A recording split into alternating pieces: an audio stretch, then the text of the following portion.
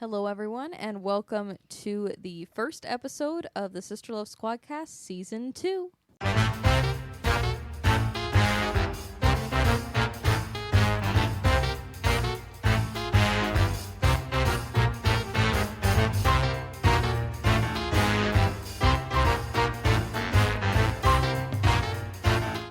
This episode will be a cover song comparison episode on the song The Way You Look Tonight. I've always loved this song. I think you picked it. Oh, well, I think we all kind of discussed it and picked it, and it's a good one for February. Oh, I you know, think Zena Valentine's picked Day. It's a good song. Just a little bit before we get into it, as we were looking, there is some interesting history about this song. There's some interesting history about this song. The Way You Look Tonight is a song from the film Swing Time, and it was performed originally by Fred Astaire. 1936. Yep. And it was written by Jerome Kern and lyrics by Dorothy Fields. And on top of that, it won the Academy Award for Best Original Song in that same year, 1936. Now, Elsie, you've been reading Ginger Rogers' autobiography, so maybe you have a Yes. little information on the film Swing Time and how this song was used. So this is Ginger's opinion of the song. First of all, she said it was one of the loveliest numbers in the film. And then she said, according to the script, I'm angry at him, at Fred, and go into the bathroom to wash my hair, leaving him alone in the living room. Trying to ease the situation, he sits down at the piano and sings the song. I hear it, get caught up in his mood, and open the door.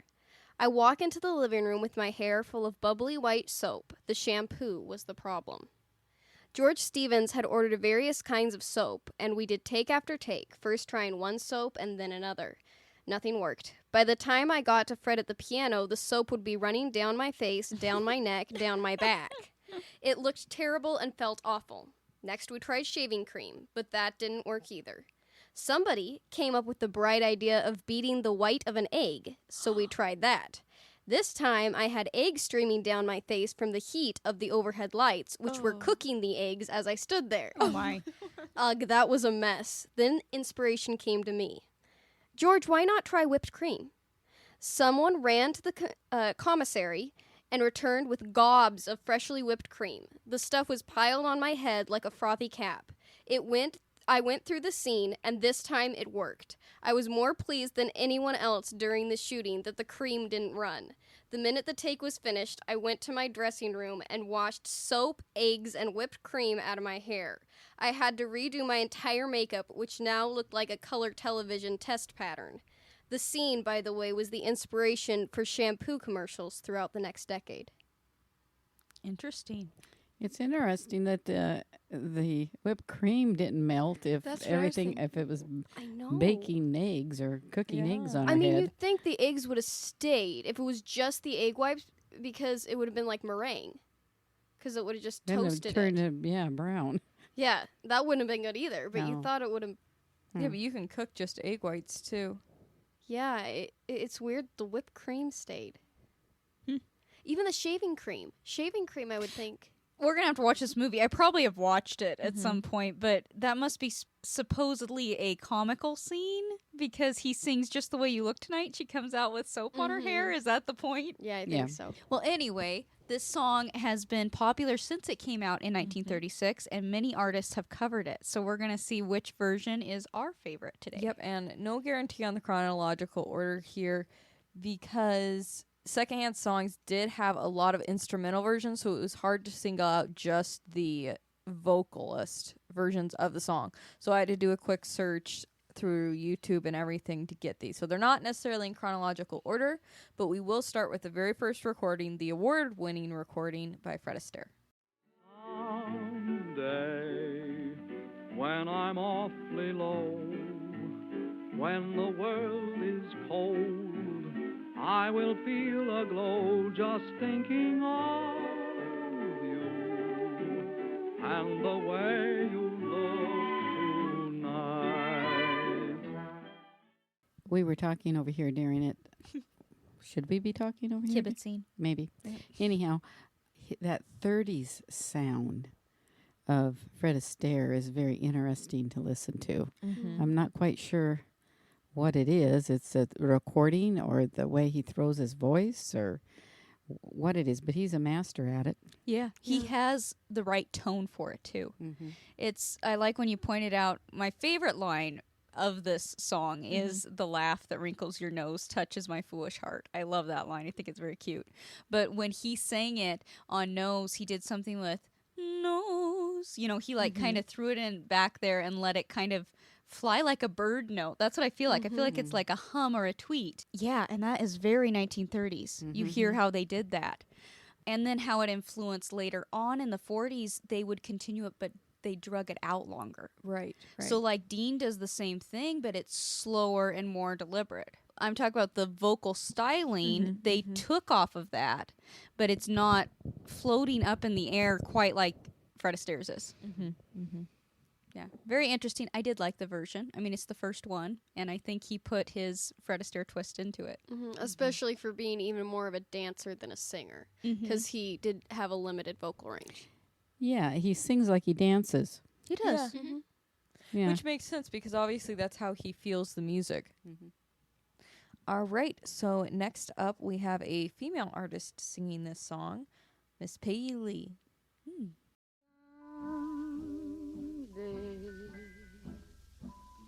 When I'm awfully low, when the world is cold, I will feel a glow just thinking of you and the way you look tonight. I almost got like a really sad feeling from that song, like from her version. Yeah.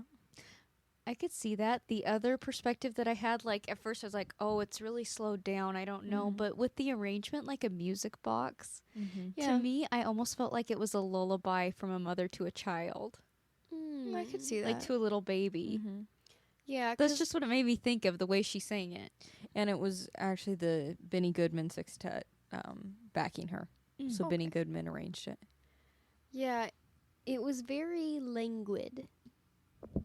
Languid. She was singing it very languidly, almost like she was, like if it was to like a spouse, more like that she would be maybe sitting on the couch, just kind of looking, instead of when a man sings it, or at least Fred, it's almost like he's looking at her getting ready to go out. Yeah, you kind of Yeah. get that picture. Yeah, this was more relaxed, more just kind of at home. It was putting me to sleep.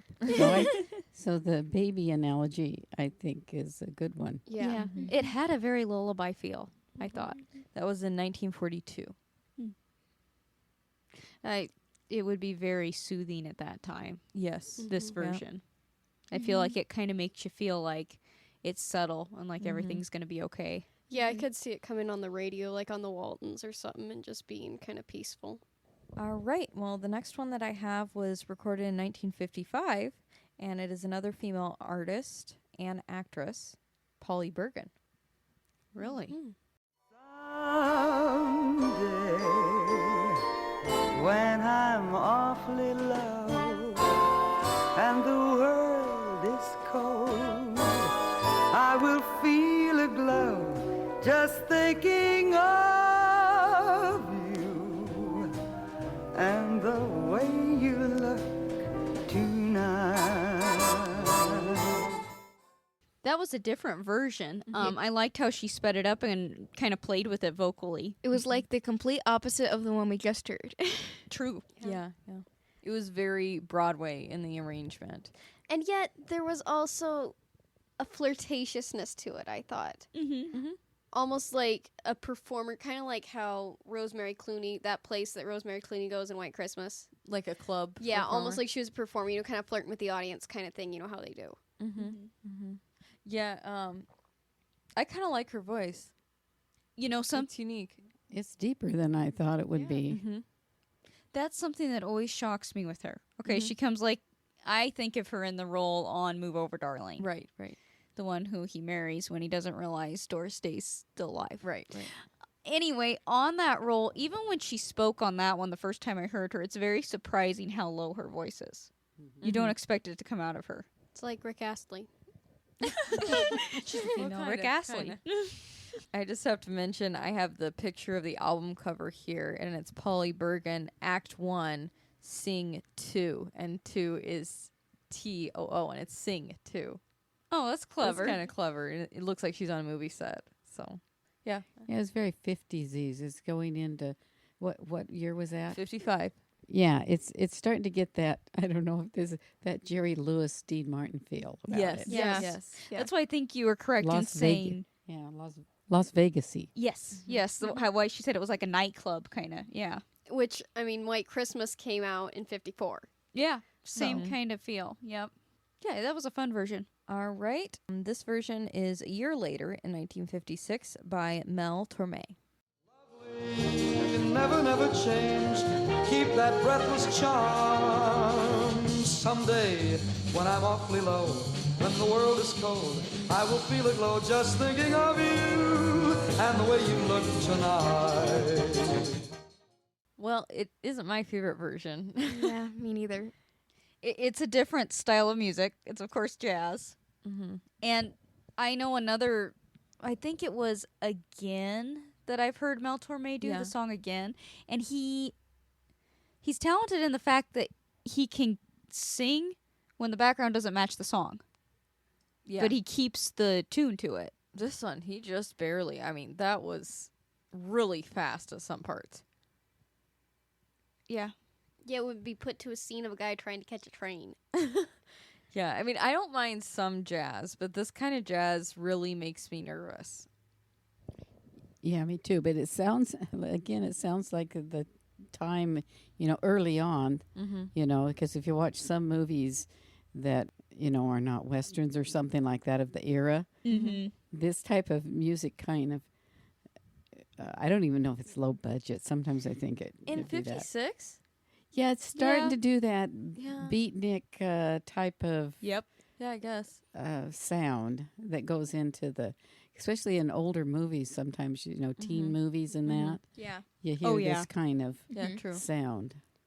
It's true. One thing I can't think of a movie right off, Mhm. but yeah, beach movies kind of use it no, sometimes.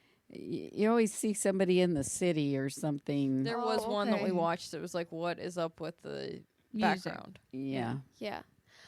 One thing in his voice I can hear is where, and the singer actor I'm going to mention, takes a lot from all different singers, you can tell. But James Darren and Mel Torme sound similar in, I don't know if it's inflection or something. I think it's there. in tone. You're hearing it. Yeah. I could see that. It's not yeah. quite as smooth as James Darren. No. But yeah, I could hear it in the tone. Mhm. Yeah, and James Darren used a lot of the different techniques the crooners, like Frank Sinatra and even Mel Torme, Yeah, would the use. styling of it and inflection he Mhm. did use. I like Mel Torme's voice. Mm-hmm. Yeah. Me too.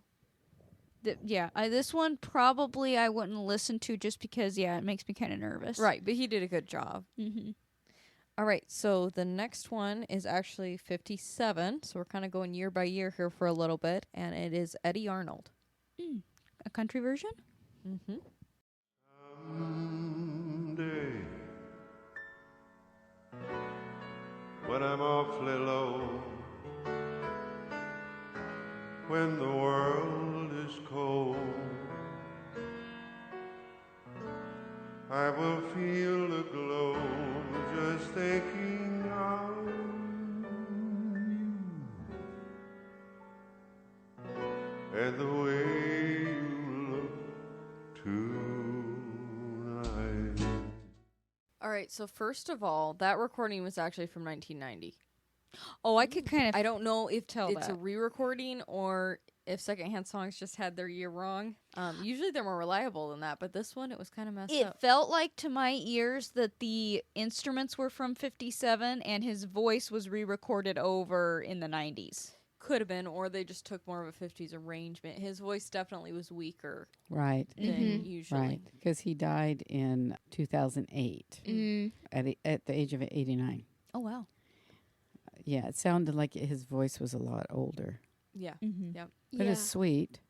Yeah, I thought it was really sweet, especially once I realized it was 1990, you know. Yeah, Mhm. that put perspective on it. Mhm. Because at first, the bridge I thought sounded a little flat to me, but I Mhm. don't think it was totally flat. He also has a way, and he does this in his songs, of like kind of a twang slide. Mhm. It's Mhm. kind of how he makes his songs country, Mhm. even though they could be considered almost crooner or Yep, ballad. yep. Yeah, it was a nice version. When I was listening to it, it almost sounded like the country version of Fred Astaire's. Oh, Yeah, Because I he could see kind of that. has that same kind of inflection, or throws his voice like the 30s crooners do. Yeah, I could he see that. does, because he sang a song. I think it charted for him too. Anytime. Mm-hmm. Oh, yeah. yep, Mhm. yep. That's like from the 20s or 30s, Mhm. Yeah. and he kind of sings it like that. So you said it was released in 1990? Yes. Yeah, he would have been 72, so that makes sense. Mm-hmm. All right, and now we'll go to 1958 to another female artist. Kind of funny that I have Polly Bergen and Doris Day on this list. James Garner, too. No, I don't think he covered this one. Day when I'm awfully low, when the world is cold, I will feel a glow just thinking of you and the way you look tonight. I love Doris. Her voice, How can you not? so soothing. Yeah, she, I think, would have to be my favorite female artist so far that did this. Yeah, so yeah. far. I'm looking at a little bit about Doris. Her father was a music teacher or something here. Music teacher and choir master. Yeah, music teacher and choir master. And her mother's a homemaker, but yeah, that's probably where she got her Her training in. training Yeah. at. Yeah. You can tell that she has slight classical inflection, but she relaxes it, so she Mhm. feels it at the same time. Especially in her early movies like Romance on the High Seas. But in this version, I noticed one thing with this song, and what's nice about the way this song is written is it goes low and high, but because of, I don't know if it's the calmness or nature of the words, the softness of the words, you don't have to attack it. So you don't Right. really have to have the range to hit it full on with all the strength. She did, but something that she did different than anybody else is brought it completely back down with her vibrato, which her vibrato is so distinct. Doris Yes, Day yes. has a, beautiful vibrato. So I think it was on "'Cause I Love You." Yeah. She more brought it full instead where some of them just go, "'Cause I love you." Yep. Yep. So yeah, I really like that. Yeah, I mean, even her talking voice is so unique And and calming. soothing. Yeah. And she never aged. Nope. Never. Never. No. That's so funny because you look at her movies in the 60s and she never looks like she's too old for her co-stars. Well, But most of the yeah. time, she is older than them. yeah, like on Doris Day show. Her dad was younger than her. Yep. Yes. Yep. Yep. Or we watched recently Glass Bottom Boat. Yeah, she was older than Rod Taylor. Rod Taylor. Yeah, like Oh, yeah. 9 years or something. Yeah, something like that. She was closer to the, other guys that were the executives. Yeah. Yeah. Closer to their age. The guys who had played older gentlemen for like 10 years or more. This is interesting about Doris. She wanted to be a dancer, and she was in competitions and that, and apparently very good. But they were having a party for her. I think it was a going away party or something. And Doris Day was riding in the car with some friends, and it collided with a freight train and broke her right leg. So she couldn't go on, which is interesting. She does dance, but not to the strenuousness of it, what they needed to be a dancer. Wow. That's true. Because now if you look at the way she dances, it is a little bit more guarded small steps. Like, not that it isn't big dance numbers, but she does take smaller steps. Yeah. Which I'm glad she became a singer instead. Yes. Yeah. And yes. actress. And I mean, actress. look at all the great movies. Yeah, she had an interesting life. There was an article about her in a it wasn't really a teen magazine we got, but it was a vintage magazine Mhm. about that there was a plot to kidnap her. Mm-hmm. Oh yeah, I forgot about that. Yeah, and that was right before she was asked to do the movie Black Lace, is that what it's called? Midnight Lace. Midnight Lace with Rex Harrison. Mhm. Mm-hmm. And that's an Alfred Hitchcock. Yes, so that was filming that. I have never watched the movie, but filming that was Oh, like you gotta watch that one. Mm-hmm. it was very hard for her. She almost quit it because of how traumatizing the experience of her almost getting kidnapped and all that, how real that was for her. Yeah. We should really do an artist appreciation episode on Doris We Day. should. We should do an artist appreciation and an actress appreciation. Mm-hmm. Yes. Like do 2 separate categories, one on her music and one on her movies. Yeah. Oh, that'd be fun. Yeah, that would be fun.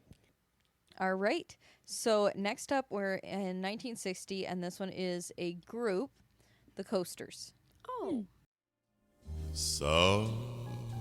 Someday, when I'm awfully low, when the world is so cold, I will feel a glow just thinking of you and the way you look tonight. He can sing low. I loved it. Yeah, me too. There were a few spots that I'm like, I don't know if I like quite the way you did that, but there were some other parts that it's like he added really that soul sound to it that I really like. The way he curled it, I'm like, oh you yeah, should I have really liked like it. that. He had that little bit of gravel like James Ingram. Yeah, too. I did like it. There were just a few spots I'm like, you could have gone a little differently. But there was one curl in particular, I can't remember what word it was on, that I'm like, oh yes, that is perfect. Is it going on your playlist? I don't know. You don't know? I'm debating. Or is it going on one of your sub playlists? Like, categorizing it. If it goes on my sub playlist, is on my main playlist, unless it's like a Christian song because I have a specific playlist for that, or Christmas music. This guy was really loving his woman in this song. Yes. Yes. You could Oh, feel it and yes. hear it. Yes. Yeah. He was very appreciative of her. Yes. Mm-hmm. No, yeah, you definitely could feel it. And he used his voice so well like it was a conversation. Mm-hmm. Yeah. It's interesting because I love low tones, and guys that sing really low, but I'm not always big on the gravel like he has. I like more smooth and low. Mm-hmm. But this was good. I No, liked it. yeah, from the minute it went on, you probably saw Oh, me come on. react. Everybody in here, the minute it went on, went, whoa. Yeah, exactly. I know. There's just something about that tone that's like, okay, I'm paying attention. Yeah. Well, honestly, it did, and I mentioned this when we were listening to it. It reminded me of Teal'c, and he's an attractive guy from Stargate SG-1. Yes.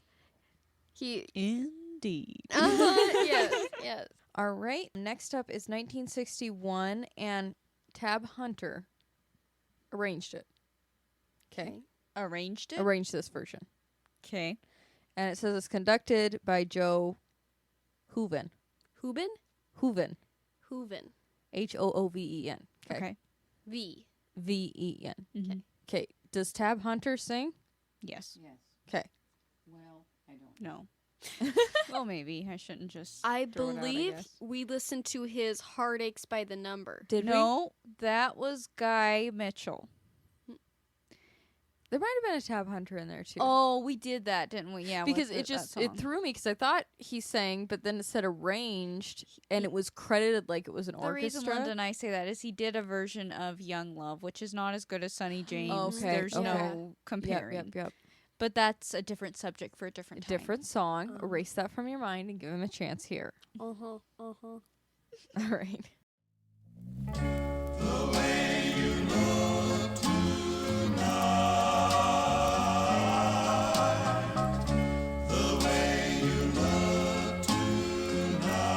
I know that someday,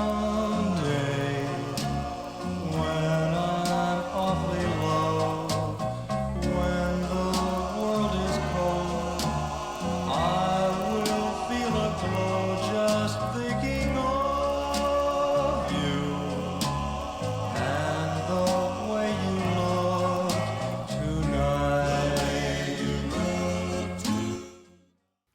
definitely had, and because he was a heartthrob at the time, this is what year? 1961.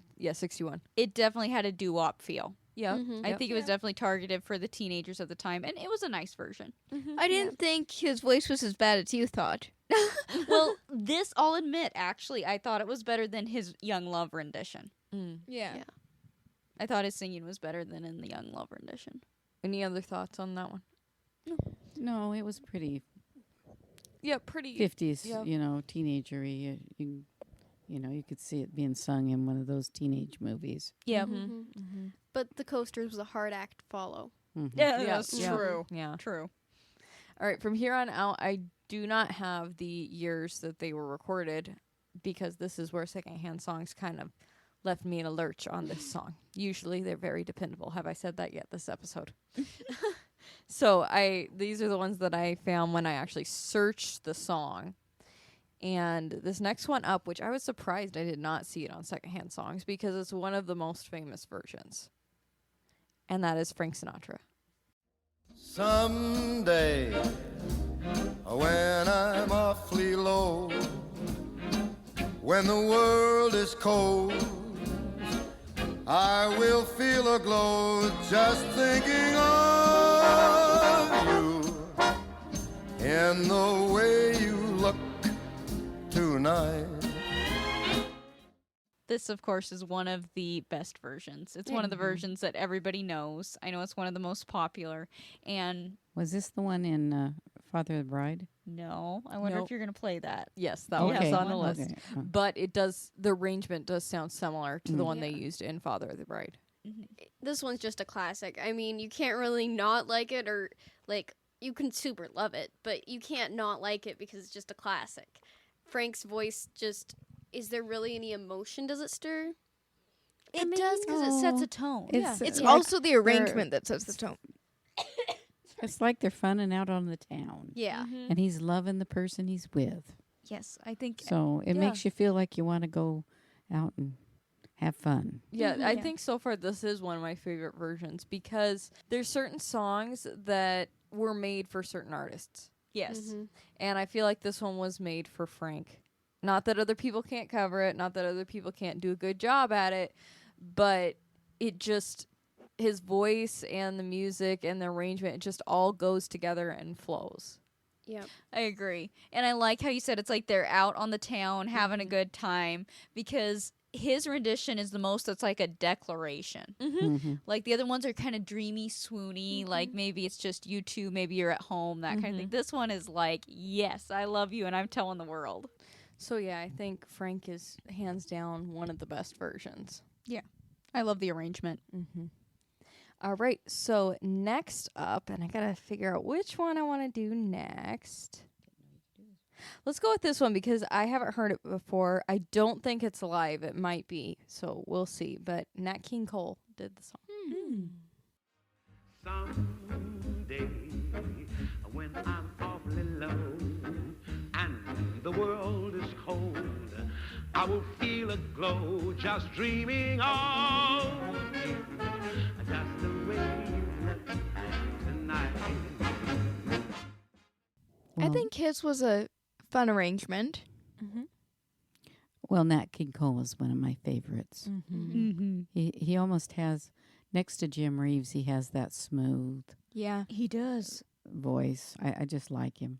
So it was upbeat, and it was jazzy, and I liked it. Yeah, I did too. And I do think though, and we'll see what the other versions are like going forward, they're very similar to the arrangement of Frank's. I think Yes. Frank set a new tone. It's almost like when we compared the song for Once in My Life. Stevie set a tone for that song. And Nat still does it definitely in his own way. It's Yeah. different vocally from Frank, but it's got the big band sound reintroduced. And And, I, really I like don't know if that. this is before or after Frank's version, but I think it's after because it was pretty much copycat as far as the way that it was arranged. One thing about Nat King Cole's voice is no matter what he's singing, it's like he's singing it to you. It's just naturally his voice. He doesn't have to try to make it sound like some people do really well at making it sound like they're singing to you, but they have to try to do it. His voice just does that. Yeah, he's very comfortable with the audience. All right, are we ready for the next one? Mm-hmm. And this one Xena did mention earlier, so she gave a little bit of a hint to it. But this is the version that was used in the movie Father of the Bride. I Oh, think I that was mentioned Linda. it. Linda? Yes. Yes. Oh, Xena asked if I'll give credit where credit's due. So Linda mentioned it, and I think Xena asked if I had it on the list. I'm gonna have to start taking minutes so we know. Know who says what. All right. Actually, the person who sings it in the movie is Steve Tyrell. Really? Mhm. Why did I think Tony Bennett's version was in it? Who's Steve Nope. Tyrell? I have no idea. I don't know, but he's the one that sings it in Father of the Bride. I wonder if Tony Bennett sings something because there's several songs. He does sing one of a version of this. No, like in the movie, something in the movie. Maybe. I don't know. Well, here's the version from Father of the Bride.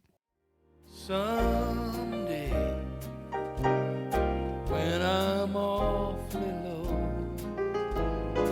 when the world is cold, I will feel a glow just thinking of you and the way you look tonight. Well, I have to apologize to Steve Tyrell that I've never heard of him before. Yeah, I was just looking. He has some other albums off. I'm a little ashamed of myself. Yeah. Yeah, I should have looked him up before. Yeah, I'm looking at here. He has an album that says Steve Tyrell sings Burt Bacharach. Oh, He could be good at that. Yeah, yeah. Yeah. I want to hear that now because his voice has a range of everything. Mm-hmm. He's got a little bit of gravel, yet he smooths it out. He actually, and don't take this the wrong way, guys. He sounds somewhat like Rod Stewart to me I like Rod Stewart when he sings when he those does songs. the crooner album. Yeah, I You agree. know, I think he does those very well. I know he kind of bugs you, Shelley. but- well, it's that one song. Yeah. yeah. Yeah. No, I can hear that. And this version, I know we have more to listen to, but it's always been one of my favorites. Yeah. Yeah. And part of it is because Father of the Bride with Steve Martin, you know, and that entire cast is an amazing movie. Yes. And the way they use the music is so perfect. Listen to this, girls. Oh, what? He won a 2004 Grammy Award as the producer of the Rod Stewart studio album Stardust. There you go. Then, yeah. Oh, he produced that album. Is that the one where he does the crooner? think Yeah. it is, Well, yeah. yeah, with Stardust. Uh-huh. The Great American Songbook. Yep, that's the album. Yeah. Wow, Okay. so you can tell that Yeah. he was kind of mimicking his style. Yeah. I recognize the name, so I'm wondering if Rod he was mimicking. Rod was sorry, mimicking. Sorry. No, that's Yeah. okay. Yeah. I wonder if he did produce more, and I've seen his name on song credits or something. Well, I think he was more of a producer. Wait, he produced B.J. Thomas's hit "Rock and Roll Lullaby." Oh, I know that one. Yeah. And he wrote How Do You Talk to an Angel By for the TV show The Heights. I don't know that one. "It's Only Love" for B.J. and Elvis. Mm-hmm. I don't know if I've heard that one. Did he do that one that BJ did with Ray Charles? I think it's like Rock and Roll Shoes or something like that. I'm not sure. I don't see that. It says he has an album Disney Standards and Songs of Sinatra. Yeah, I want to hear his albums now. Yeah. one thing about his version of this song, I could see where it sounds similar to Frank's, but it's softer, so I think it was better for the scene of the movie. Oh yeah. Oh, yeah, definitely. than Frank's. Yeah. I can see Steve Martin looking up at her. With the confetti on the floor. And Yeah. That movie, and I know we can't get off on it too much, and we kind of said it, but the way the music is used in that movie, it's like every single song is right at the correct emotional point. We should do a book movie review of that one. Wait, there's a book? Yeah, we own the book. That is one of the movies that I could watch over and over again. Back to back. Martin Short and Steve Martin are, I don't know, Geniuses. just too funny. Hilarious. Yeah. And everything about that movie just makes you feel warm and cozy and funny and all that other. I know. It's one of those things that you can't go back and make something happen, but I totally wish they had done like a spin-off TV show around those actors and that town Yes. and that family. Yes. Because everybody acts so well off each other. Yeah. One of my favorite scenes is the one where he's in the jail. Anybody Yeah. who's been married understands that conversation. Not that those exact scenes would have happened in your life, but you know, we've You've had conversations like that with At your some husband. point, Yes. yeah. Yeah. You know, I always wondered if they wanted to shorten the duo's name, what they would choose. Because, you know, you hear Lewis and Martin and Laurel and Hardy. Would it be Martin Short or Steve Martin? True. I mean, they've got choices. I mean, who's going to be the star here? Yeah. Anyhow, yeah, I'm going to definitely check into him, and I'm ashamed that I didn't know him. Yeah. Yeah. Because Well, he'd this be is- right up my alley. This is what we love about, podcasting and discovering new things. We did it anyway, but now we're sharing it with all of you. Yeah. So we love digging into music and pop culture and talking about it for hours and hours and hours and hours. Yeah, let us know if you know anything about Yeah, this Yeah. man. Do you have a favorite Steve Terrell song? Maybe it's Terrell. Steve I like Terrell? Terrell, but that Yeah. that just might It's be me. technically Ty. Tyrell. It's Ty. Mm-hmm. So Yeah. Well, anyway, do you have one of his songs that's your favorite? Could be Tyrrell. No. Oh. It's more romantic, Tyrell. Tyrell. Alrighty, so the next version that I have up is another female. We haven't done a female version in a while, and this one is Olivia Newton-John.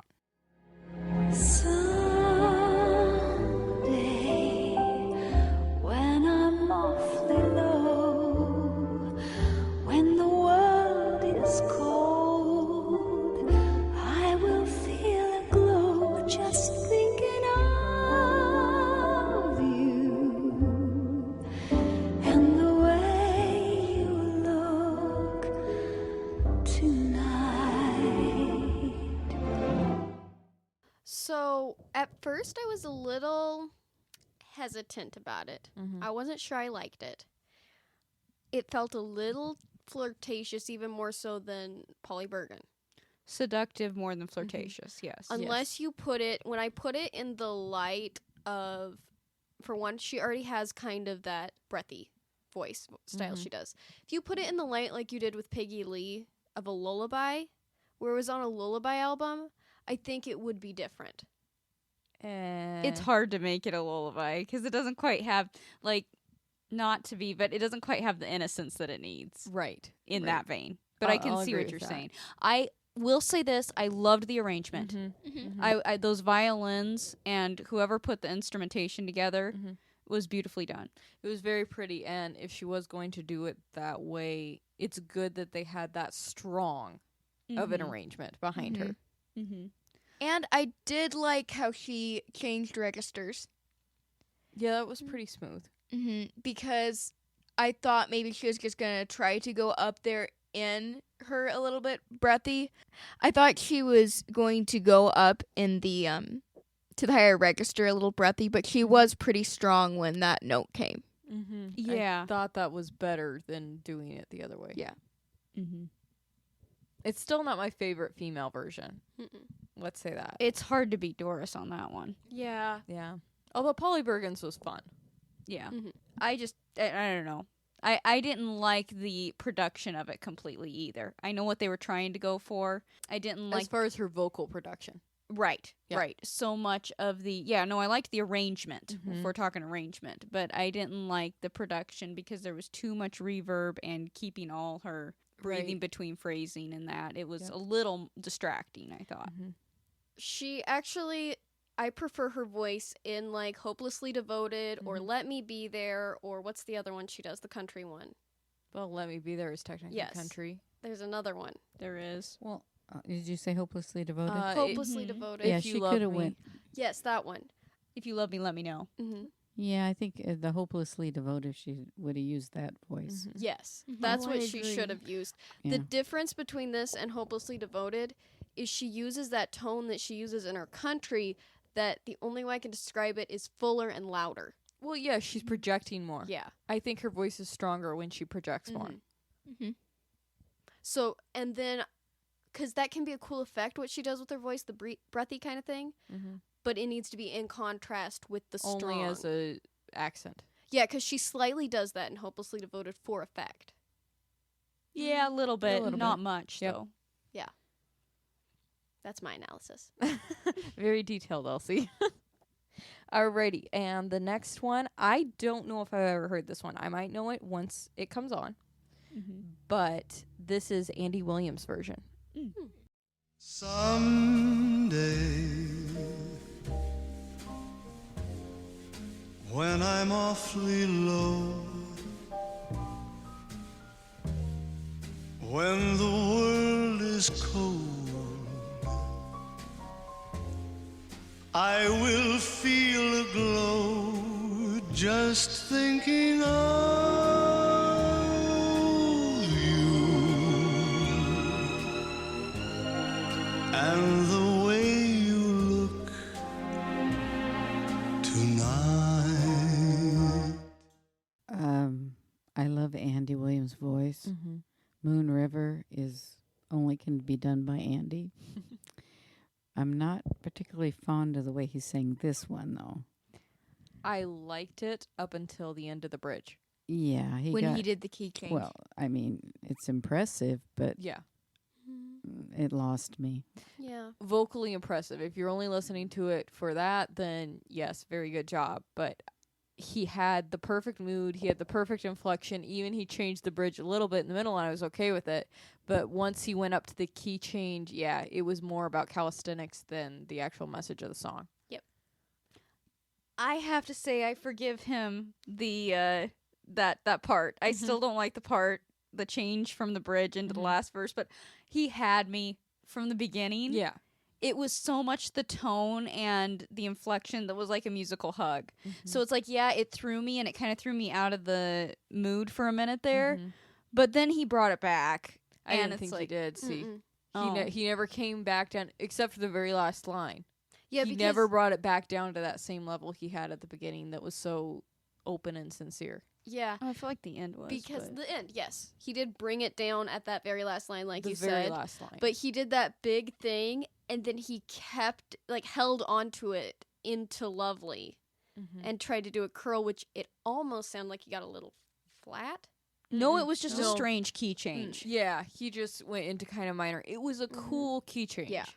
I just didn't think it fit the mood that he set at the beginning, which then breaks, your flow. I know. It's just that it was just one section. I don't know. Maybe it's just his voice. Maybe it just hit me right now. I don't know. But yeah, I thought it was Well, that's okay. dreamily romantic. And maybe if someone was dancing to it and they could do something cool at that part, it'd be a little different. Yeah, I agree with everybody that that was not the right decision vocally because it was so epic before that. But all in all, it's one of my favorites. Yeah. I mean, and I'm a big Andy Williams fan. I love the first part. Yeah. It's like one of those, we talk about this though, where you have a version of a song and you almost want to go back in time and like coach your favorite singer and be like, no, I can hear you do it this way. So I get that, you want to go back and say, Andy, no, do it this way. But you can't do that.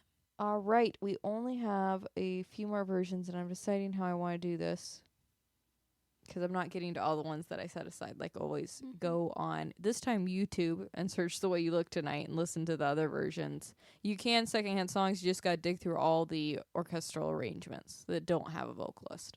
But since we talked about him, and I would like to compare it to Steve Terrell's version, Rod Stewart did this one as well, probably on that album that we were talking about. So I'd like to play his and see what we think, especially in comparison to the Steve Terrell version. Since he was producing. Right. Yeah.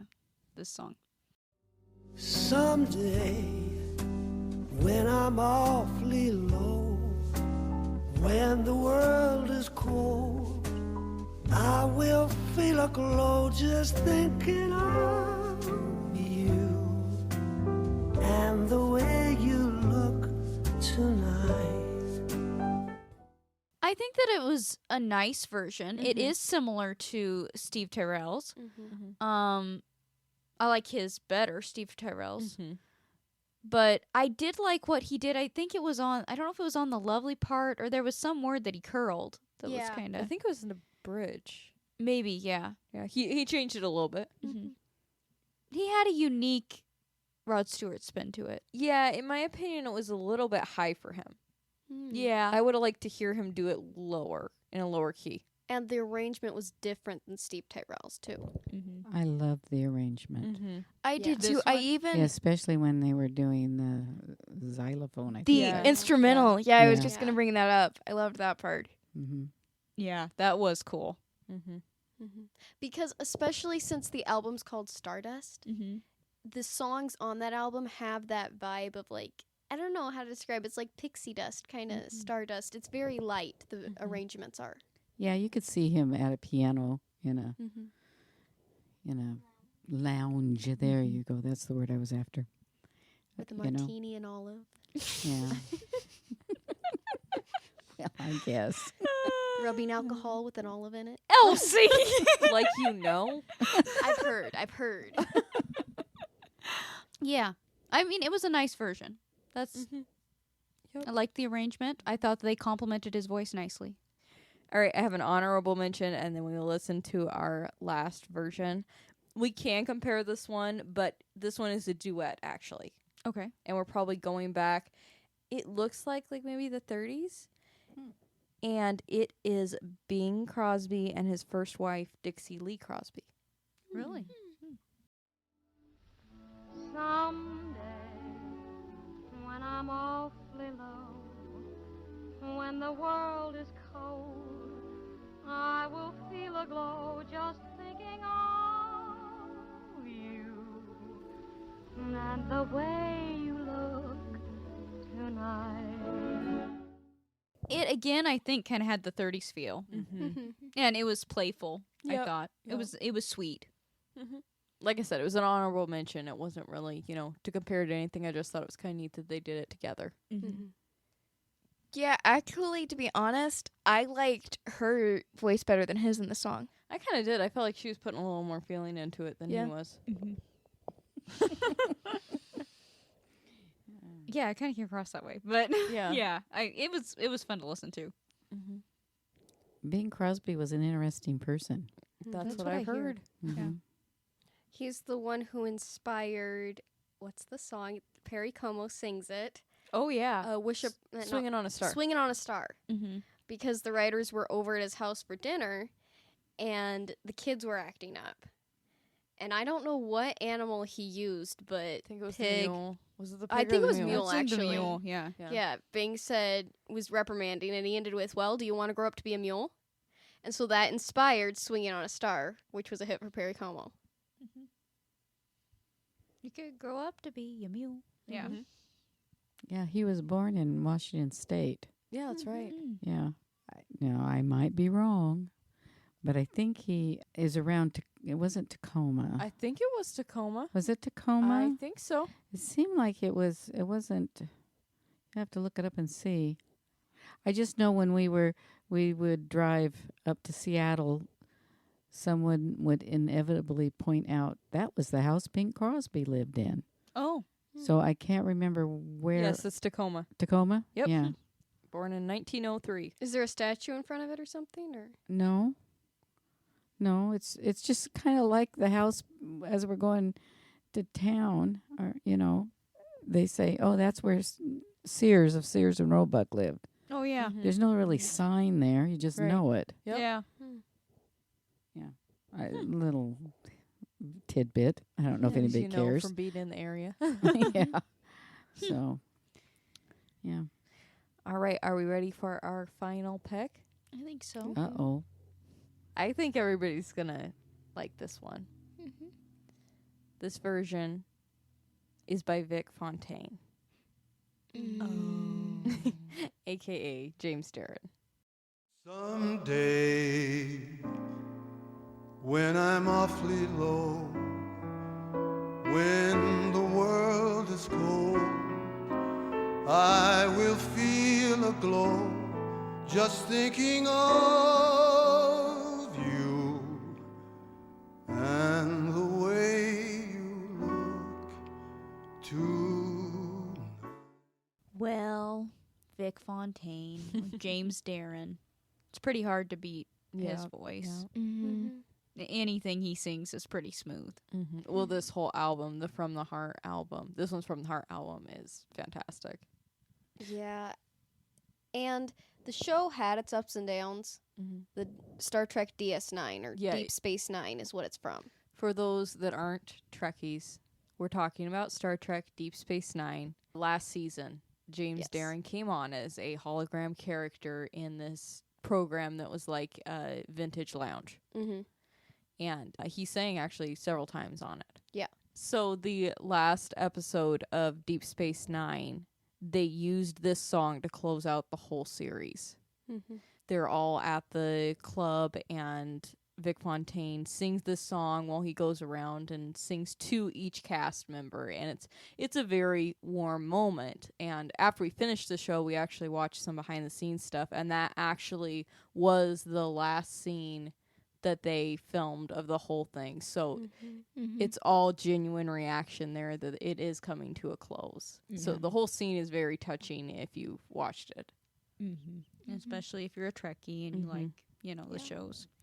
But regardless of that, James Darren, listened to his music because all his songs are pretty great. And I did like the arrangement. I thought it was good. It was a little bit of a slowed down version of Frank's. Yep. What I thought was cool, and maybe they used the same arrangement that they used on the Star Trek episode. If you listen to the beginning of it, it almost sounds like a Star Trek arrangement. Yeah, it did kind of have the violins have even that original series kind of sound to them. Yeah. Because this is from the Heart album is the ones he performed on or he recorded for. Right. Well, it was because of that role that he recorded this album. So he used the ones that he did on the show, but he also added others. Like, I don't think he ever did More Today Than Yesterday on the show. No. And that one's on this album in a really cool crooner arrangement. Also, there may be people out there who don't know who James Darren is. Probably his most famous role would be, I don't know his name on it. TJ Hooker? Moondoggy? Oh, TJ Hooker? Yeah. Yes, it would be. That is not his most famous role. We did talk to somebody, and that's all they knew him from. Well, most recent, I would say. I suppose. Yeah. I don't know what his name is on it, though. Zena's offended. Moondoggy. He's forever and always Moondoggy. I knew him first And as Gidget. Moondoggy. Well, most people don't watch Gidget. We watch Gidget. We even watched Time Tunnel, where he's Tony Newman. Tony Newman, I right. forgot about that one. Yep. Yeah. That was probably Avocado the green sweater. first one I knew him as, actually. Not Gidget. You think it was Gidget? We watched Gidget before. Gidget's a great movie. It is. The first Gidget. Yeah. Not that the other ones weren't. He is in all three. Is he on all three? Yes. Yes. Okay, then they're worth watching. Exactly. He doesn't have as good a chemistry with the other two Gidgets. I liked Sandra Dee's portrayal the best. Yeah. But Sandra Dee was Gidget. The others were playing Gidget. Yeah. exactly.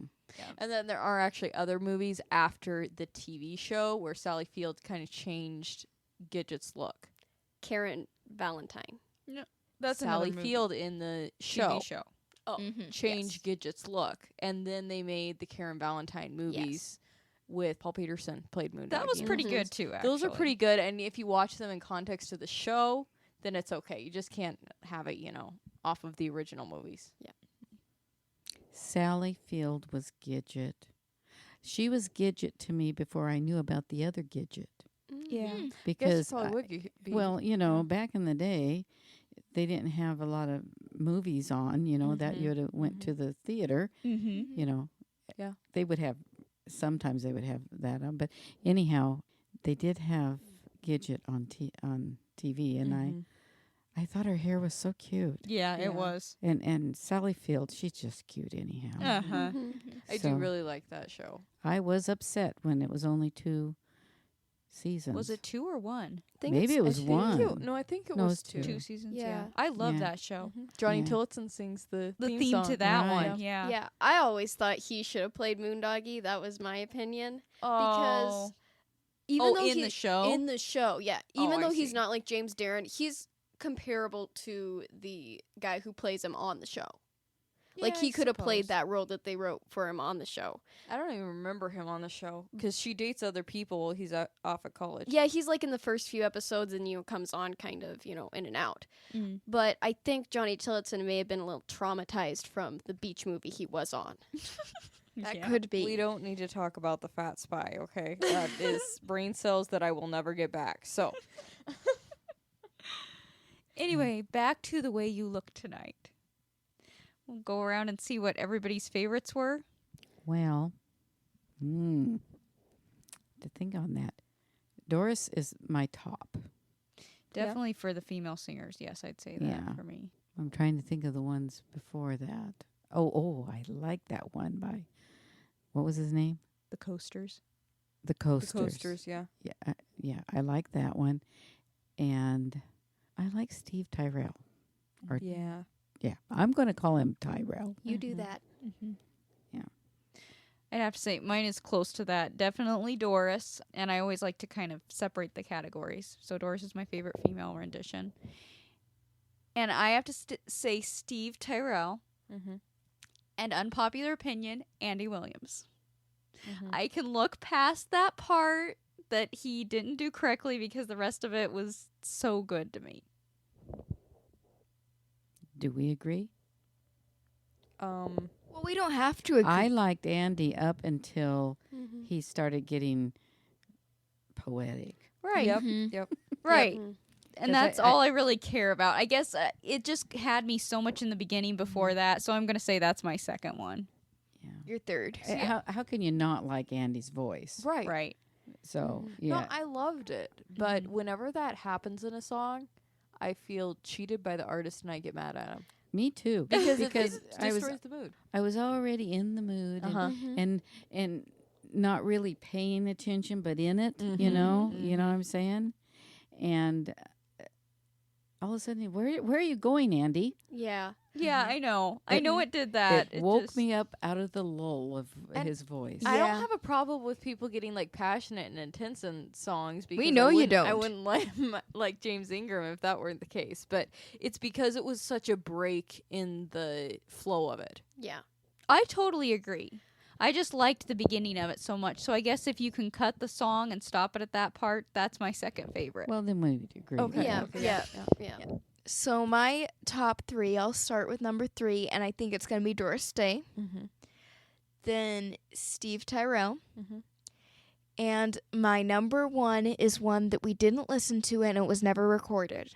But it definitely, I have heard it in my mind. What? George Michael.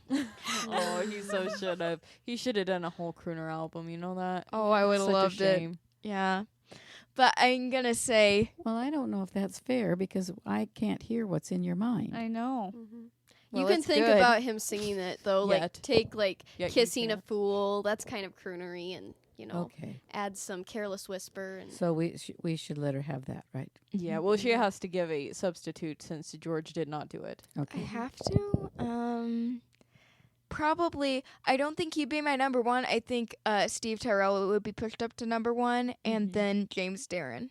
I have to say, Doris definitely for female. I mean, Polly Bergen did Honorable good for a mention movie. for being creative. Yeah, I think that Polly Bergen's would have been better in a movie. Maybe not than Doris's, but and then I did like Steve Tyrell's, but I think that's also because of the movie it's in. I think they both played into each other. Yeah. And I'm gonna give honorable mention to Steve Tyrell because I like Coasters and Vic Fontaine's. James Darren. Oh, James Darren. There were a lot of good ones this time. Mm-hmm. Yeah, there really so were. it's hard to choose. Like I said, I'm gonna have to give Frank number 1 because it fit together so perfectly like a puzzle piece. You know, everything about it. The only thing about Frank's, it's almost like Stevie's for once in my life. You almost have to set him aside. Because Kind of, but there's a couple famous versions, I feel like. So Yeah. True. I don't know. I think he wins number 1. And then it's really hard because I love the Coasters, but I really like Nat King Cole doing it too. Oh yeah, I forgot about him. I know. Yeah, his was good. One we didn't listen to is Michael Bublé's. I do kind of like how he does it. You've heard that He one? was on the list. I just didn't get to it. Yeah, yeah. He does. He has a good arrangement. So I think we're pretty much all in agreement. And with this voting, it looks like Doris Day and Steve Tyrell really take the top ranking. Yeah. But we would love to hear your opinion. Which version that we listened to today was your favorite? Or maybe you have a favorite that we didn't listen to. And if so, please head on over to the Squadcast discussion group and let us know which version so we can take a listen to it, and also let us know why it's your favorite. And try to imagine George Michael singing it. Oh my word, Shelley. And if you don't know where the discussion group is, go to our Facebook page, Sister Love. Love is LUV. And look up the Squadcast discussion group. Give us a follow on Facebook. Join the group. Follow us on Instagram. We'd love to share more with you in this new season of the Sister Love Squadcast. Next week, we will be doing our artist appreciation episode. And Shelley is picking the artist because this is her birthday month. So I think we're going to do Frankie Avalon, right? Yep. All right, so stay tuned for that. We look forward to talking with you next week. Yeah. God bless. Bye-bye. Bye-bye.